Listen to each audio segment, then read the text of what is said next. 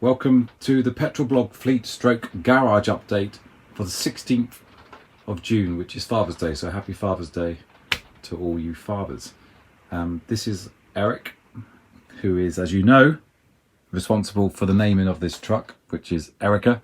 We are in Erica, or Elaine Beige, as I tend to call her during the week. She's Erica at weekends. It's the only place that's dry at the moment. It's good that she's waterproof because the weather's been terrible here in England. That's assuming I have an international audience. I don't think I do. If you are from international, say hi. But I just thought it'd be an idea to give you an update on the fleet for this week. And I'm going to intersperse this with photographs of the fleet. So it's not just going to be 3.5, 4 minutes, whatever it turns out to be, of Erica's face, or even Eric's face. Sorry, Eric. But yeah, just to prove that we are in the good ship beige. There you are. There is the dashboard of the good ship beige, and the most optimistic cushion you'll ever like to see in an FFB Classic 570. I am tempted to put a GTI badge on the back just for giggles. Anyway, so in a nutshell, one car's been taken off the road through no fault of her own, and the reason being is because another car has joined the fleet, and more of that in a minute. In other news, the Megane convertible is back on the road. We chose the worst possible weather. I think we've had 2 months of rain in 2 days or whatever it is. So ideal time to put the convertible of the fleet back on the road. She's now back. She just needed 2 new brake shoes and a battery charge, and she's back on the road. So she'll be a star of a future video. The Clio has had a hissy fit and refuses to start when she's been left. It was 2 days, then it went down to a day. Now it's gone down to literally after you stopped her. Unfortunately, we had to call the AA out. And the diagnosis, we think, is the starter motor. Apparently the starter motor is killing the battery. I've never heard of that before, so we'll have to find out next week if that's actually the case.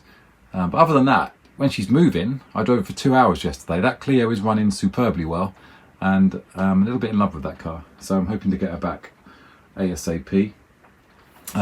That's about it really in terms of the 2 members of the fleet that I described, the Megane and the Clio. So let's move on to the other members of the fleet who are currently undergoing repairs, surgery or maintenance. So the £100 Laguna is now officially sawn, which for the benefit of our overseas viewer means that she's registered off-road. And that doesn't mean we're going to go on a 4x4 course in her. It just means that she's no longer taxed and is officially off the road, purely because the MOT's run out and there are other priorities at the moment, so she's taking the back seat.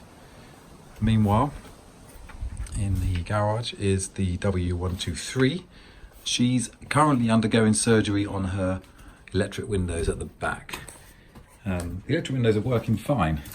They're actually working perfectly, but you're not going to see it because it's too dark. But the little bit, I'll show you this actually.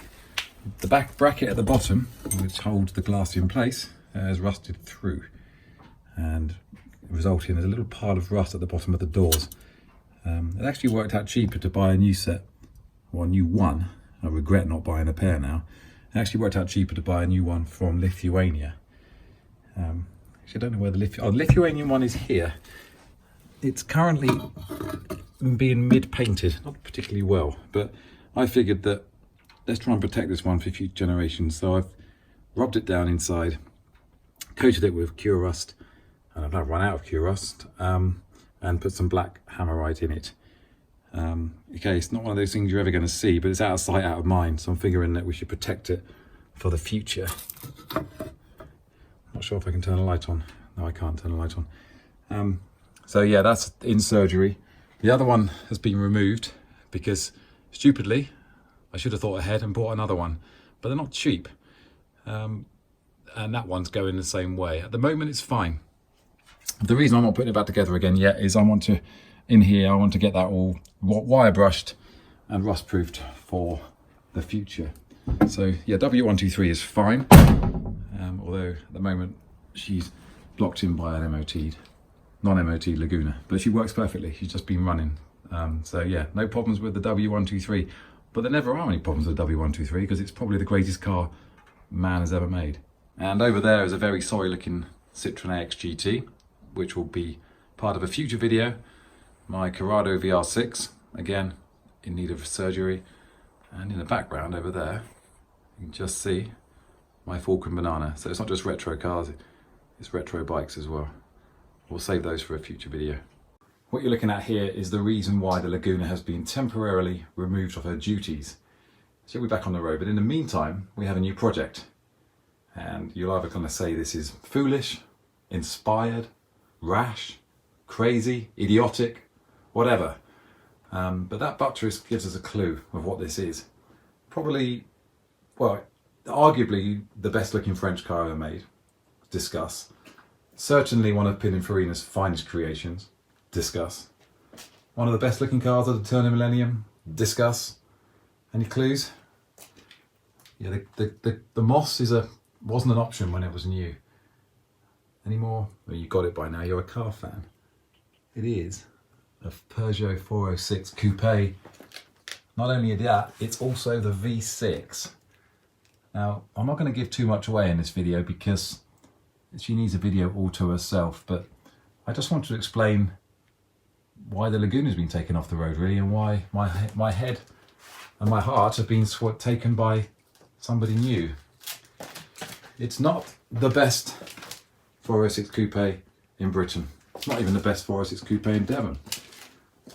It's the best one in the village, I think. As you can see down the side, there is a lot of moss. Just to give you a little bit of an introduction, she's been parked, well, she was last MOT'd in September 2016. I believe she's been parked up for 2 years. Unfortunately, her owner died last September, and his daughter has only just bought herself, or come around to the fact that it needs to be shifted. So I'm the lucky custodian. Yeah, so effectively it's a one owner car. The only other person on the logbook is the elderly gentleman's daughter. He bought this car new in 1999. He walked into the Peugeot dealership and asked for the best 406 you could buy, which was this one at the time.